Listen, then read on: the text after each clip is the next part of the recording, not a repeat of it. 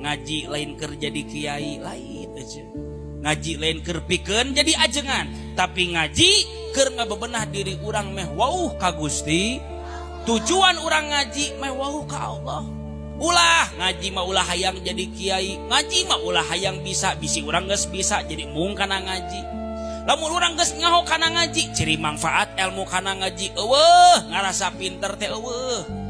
Matak jadi jelema teh ulah sok ngarasa pinter, mending oge urang pinter ngarasa. Ulah sok hayang we dibere ku batur, mending urang ge mikiran kumaha cara mere ka batur. Ulah sok hayang dikiaikeun ku batur, mending oge urang mikirkeun kumaha cara ngiaikeun ka batur. Da ena mah gering awak teu aya ubarna. Tapi lamun gering hate hese ubarna. Laras kitu. Matak eueuh deui jalan, lamun urang geus gering hate kumaha atuh? Ubarna iwal ku zikrullah, zikir ka Gusti Allah. Insya